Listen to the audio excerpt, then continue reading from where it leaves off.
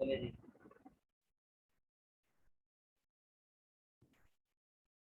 October November 2018 paper 2। Mexico has recently experienced relatively low inflation and the Mexican government wants to maintain this price stability. Wants to maintain its price stability despite that its country has fallen in value, with each Mexican peso exchanging for less foreign currency. The government is also trying to reduce pollution in the country. One key cause of pollution in Mexico is car travel driving. It has both private and external costs. Define private cost. Definition आपके पास लिखी हुई है notes में, वो आपने full लिख देनी।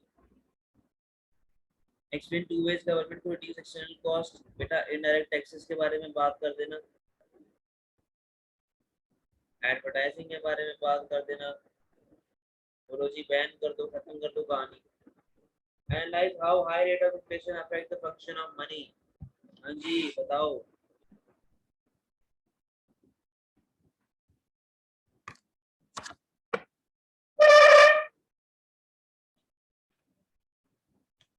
बताएं जल्दी से।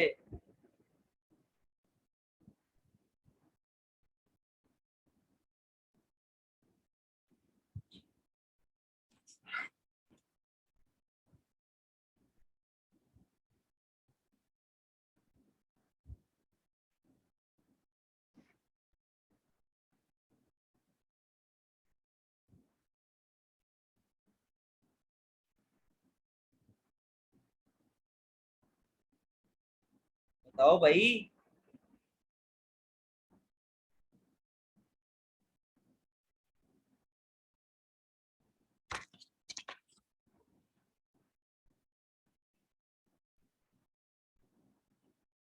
इससे क्या होगा? स्टोर ऑफ वैल्यू किस तरीके से कम हो रहा होता है, ये भी तो बताओ।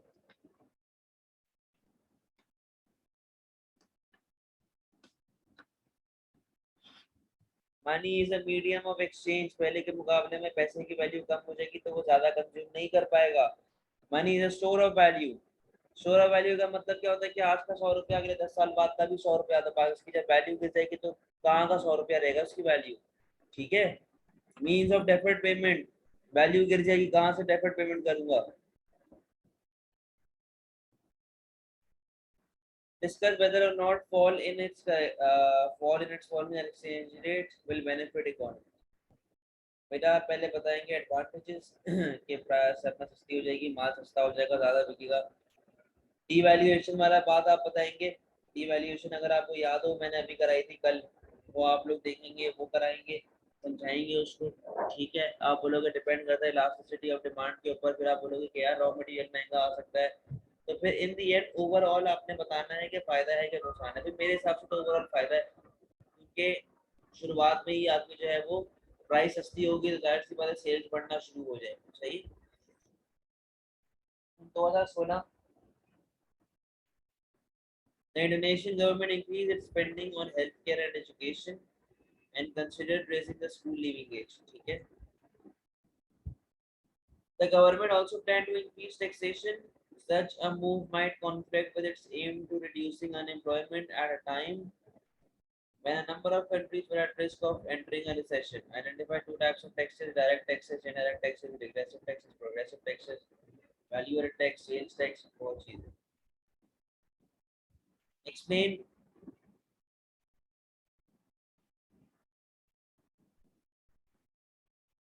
यार आप लोग एक बारी में बेटा क्यों नहीं सुनते हो? अगर सुनते हो तो फिर उसी टाइम पूछा करो ना। मैं नए क्वेश्चन में पहुंच जाता हूँ, अगले क्वेश्चन में चले जाता हूँ, उस टाइम मुझे बोलते सर रिपीट कर दो। बेटा फॉरेन एक्सचेंज के अंदर आपने डिवैल्यूएशन वाला केस लिखना है आपको, जो मैंने कल वर्कशॉप वाली क्लास में कराया था। कि शॉर्ट रन में नुकसान होता है, लॉन्ग रन के अंदर फायदा होता है। हमारी करेंसी गिरती है, हमारे अंदर इन्वेस्टमेंट आना बंद हो जाती है, लोग जो है वो डरते हैं हमारे पास इन्वेस्ट करने से, हमारा पैसा बाहर जा रहा होता है। लेकिन ओवरऑल ओवरऑल जो है वो नेट बेनिफिट होता है, क्योंकि इम्पोर्ट की जो प्राइस है वो महंगी होती है, लोग डोमेस्टिक पे आना शुरू होते हैं, एम्प्लॉयमेंट जनरेट होना शुरू हो जाती है, और एक्सपोर्ट से लोग जो है वो नई पोटेंशियल थोड़ी पड़ेगा अभी,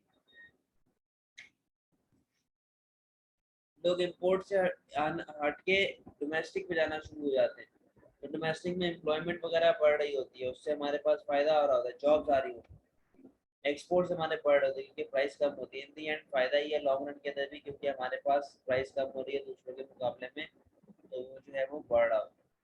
पोटेंशियल नहीं बढ़ेगा बेटा आगे, आप कौन सी बात कर रहे हो?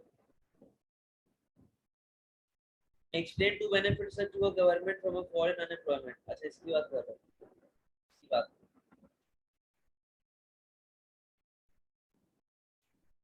सही। Two benefits to a government from from a fall in unemployment, आपके पास बेटा टैक्स रेट बढ़ सकते हैं, आपके पास मल्टीप्लायर इफेक्ट आएगा, ठीक है, आपकी इकोनॉमिक ग्रोथ आती है, आपकी फॉल इन अनएम्प्लॉयमेंट कम होगी तो उससे पॉपुलेशन क्या प्रोडक्शन बढ़ेगी, और जब आपकी प्रोडक्शन बढ़ेगी इसका मतलब क्या है कि आपकी सेल्स बढ़ेगी, आपका माल बाहर एक्सपोर्ट भी हो सकता है, आपकी एक्सपोर्ट्स बढ़ेंगी। समझे? कोई से भी दो बताने, कोई से भी दो बता के एक्सप्लेन कर।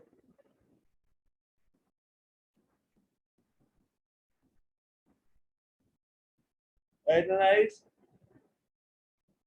Using production possibility curve diagram the effects of high unemployment in a country, बताओ भाई क्या होना चाहिए?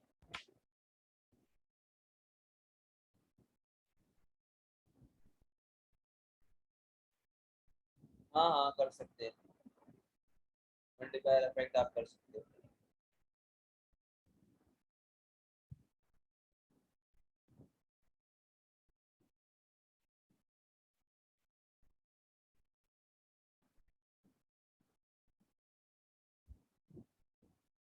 Liability on government, deflationary gap, ठीक है।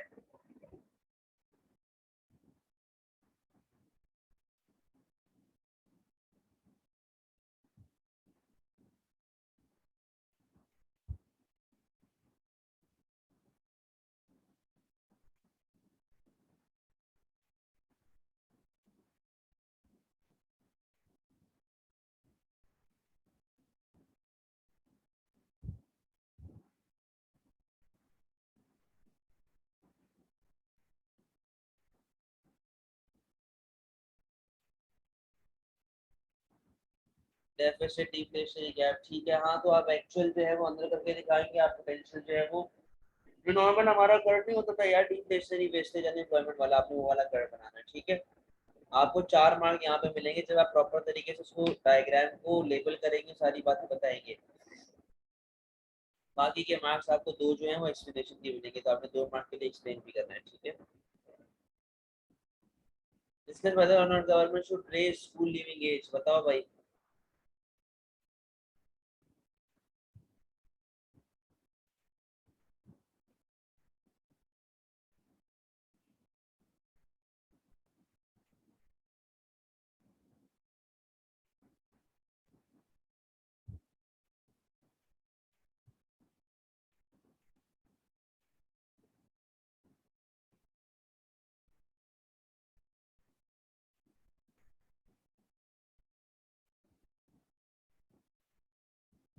सही है, स्किल्ड वर्क होगा, ज्यादा एजुकेटेड होगा,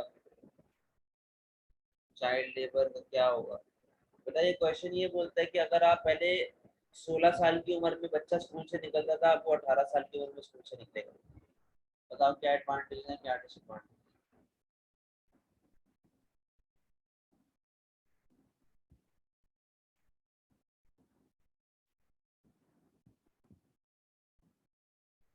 सप्लाई कम हो जाएगी, डिसएडवांटेज के अंदर आएगा ना ये। सही है, और बोलो।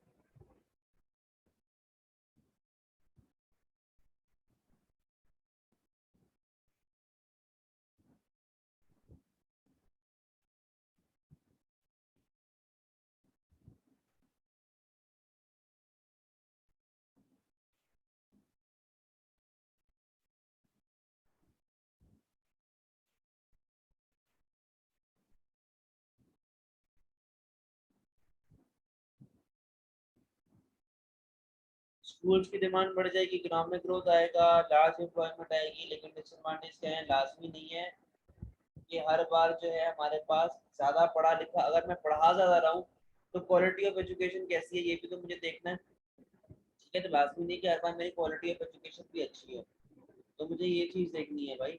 इसके अलावा मुझे ये भी देखना है कि यार जो मेरे पास स्कूल लिविंग एज है मैंने बढ़ा दी है, क्या उससे मुल्क को फायदा हो भी रहा है कि नहीं हो रहा।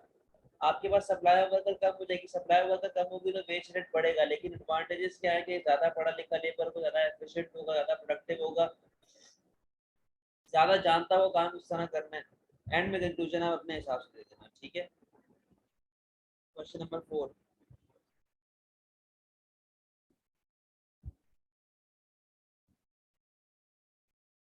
UK students often take jobs during their holidays and some have some safe part of their income to pay their tuition fees. The UK graduates earn on average 8,500 a year, more than non-graduates. Graduates had the second highest average earning for all UK graduates in 2016. The top 10% of the economic graduates earned 115,000 a year.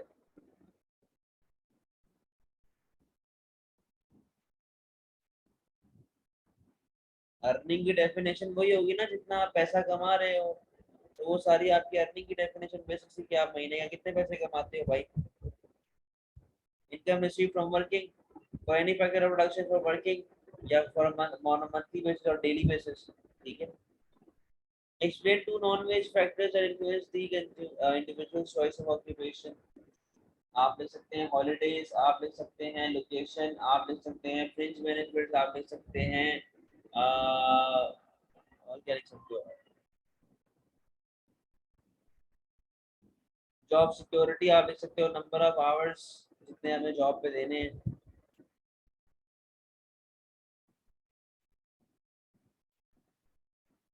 नहीं नहीं नहीं बेटा, वो तो फिर monetary हो जाएगा ना, उसने नॉन मॉनेटरी पूछा है आपसे, वो मॉनेटरी हो जाएगा, वो आपसे नॉन मॉनेटरी पूछा है, ठीक है। Analyse why the economic graduates are well paid, बताओ जी। ग्रेजुएट लोग ज्यादा पढ़े लिखे होते हैं, ज्यादा एक्सपीरियंस होते हैं, ज्यादा अच्छे से काम कर रहे होते हैं, ज्यादा नो हाउ होती है उनको चीजों की, ज्यादा पैसा कमाने का उनके अंदर वो होता है, जज्बा होता है, सही है। पढ़ा है पूरा एक बंदा, एक्सपीरियंस बंदा होता है, स्किल्ड बंदा होता है, उसके पास नॉलेज होती है, उसको पता होता है क्या चीज किस तरीके से होनी है, तो लॉजिकल सी बात है graduates will be paid more than under graduates. Professional होता है, ठीक है। Discuss whether or not people in developed countries are likely to save more than people in developing countries। बताएं जी किस तरीके से डेवलप और डेवलपिंग का मामला चल रहा होगा सेविंग का।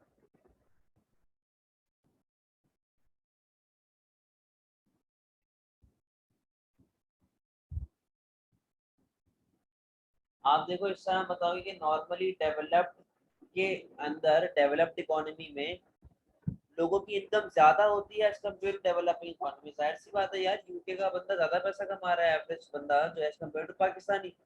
जब उसके पास पैसा ज्यादा होगा तो जाहिर सी बात है वो ज्यादा सेव करेगा पैसा, क्योंकि स्टैंडर्ड ऑफ लिविंग में डिफरेंस है, दोनों की क्वालिटी ऑफ लाइफ में डिफरेंस है, दोनों की जो है स्पेंडिंग पैटर्न में डिफरेंट है, ठीक है। उसके पास बहुत सारी जगहें हैं, उसके पास बैंक्स हैं, उसके पास इंस्टीट्यूट्स हैं, उसके पास जो है वो शेयर मार्केट्स है, उसके पास क्रिप्टो है, उसके पास स्टॉक एक्सचेंज है, उसके पास एनएफटीज है, जो चीजें आप जिसमें कर सकते हो पैसा लगा सकते हो, लेकिन पाकिस्तान में चीजें नहीं है, यानी कि डेवलपिंग के अंदर ये चीजें नहीं होती, तो डेवलप वाले को बहुत सारे जो है ऑप्शन भी मिलते हैं, लेकिन डेवलप्ड वाला हो सकता है कि ज्यादा चेंज करे, हो सकता है इंटरेस्ट ज्यादा हो, लाजमी नहीं। डेवलप्ड वाला क्यों, डेवलपिंग वाला क्यों ज्यादा सेव कर रहा है डेवलप्ड वाले से, क्योंकि यार उसको अपने फ्यूचर की परवाह है। मैंने वही पहले आपको भी कहा था कि जब एक सवाल हो जाए मुझे उस टाइम पे कहा करो, अब मैं वापस से पार्ट बी पे जाऊं यार, तीसरी चौथी बार आप लोग हरकत कर रहे हो, जब एक बार सुन लिया करो ना सवाल को, उस टाइम पूछा करो कि सर ये रिपीट कर दे। सवाल खत्म हो जाता है, दो तीन सवाल खत्म हो जाते हैं, आगे आ जाए तो फिर बोलते सर पार्ट बी रिपीट करते, सर पार्ट डी रिपीट करते यार। कर रहा हूँ अभी, 2 मिनट रुको।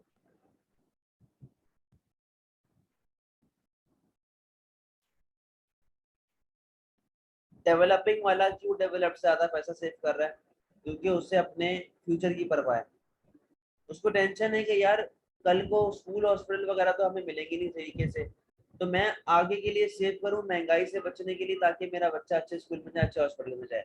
मैं सेव कर रहा हूँ ताकि मैं किसी डेवलप्ड कंट्री में जाके शिफ्ट हो जाऊँ, मैं यहाँ से निकल के वहां चले जाऊँ। तो ये बातें भी आप उसके अंदर बता सकते हैं, 8 मार्क आपको यूं मिल जाएंगी, फिर आपने कंक्लूजन दे देना है कि यार नॉर्मली जो होता है डेवलप्ड वाला ज्यादा सेव कर रहा होता है क्योंकि उसके पास तनख्वाह ज्यादा होती है, पैसे ज्यादा होते हैं, ठीक है। नॉन वेज फैक्टर्स या non monetary factors, holidays, number of hours worked, आपको हॉस्पिटल और क्या बोलते हैं छुट्टियां कितनी मिल रही है, स्कूल के बच्चों की स्कूल की फीस मिल रही है नहीं मिल रही। नॉन मॉनेटरी फैक्टर्स कोई से भी दो लिखने एक्सप्लेन करना है।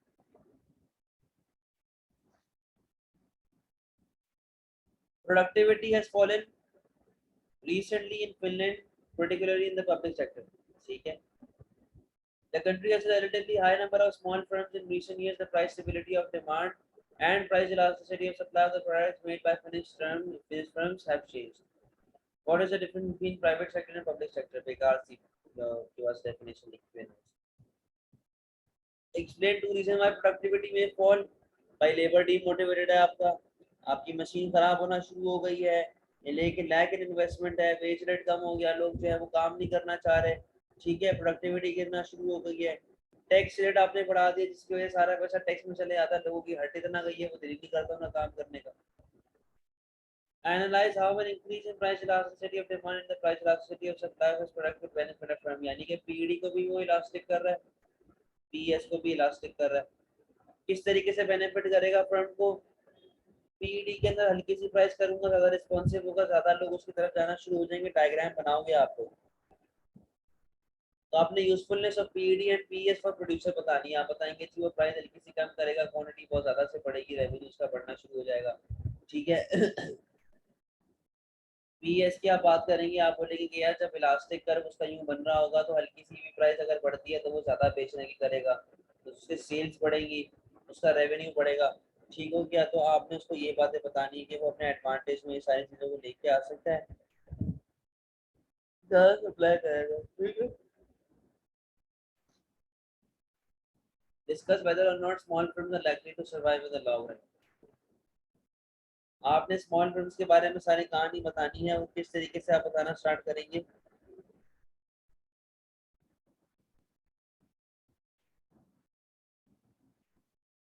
क्या वेरिएबल होगी लास्टिक में?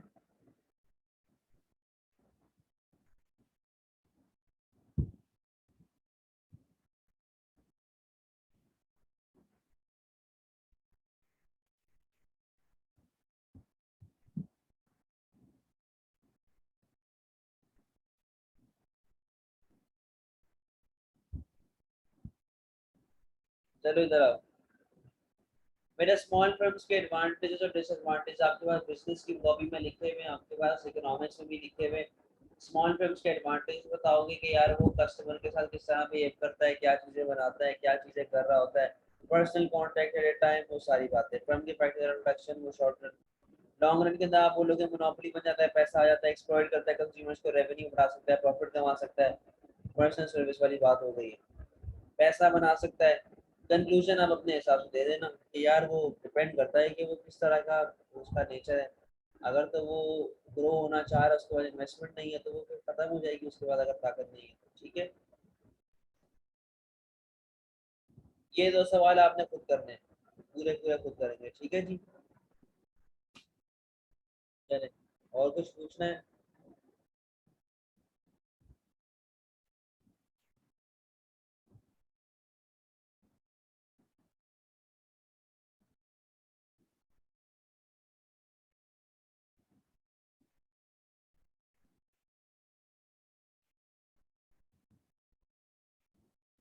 हाँ बेटा, मैंने आपको एमसीक्यूज बता दो दिए थे व्हाट्सएप पे।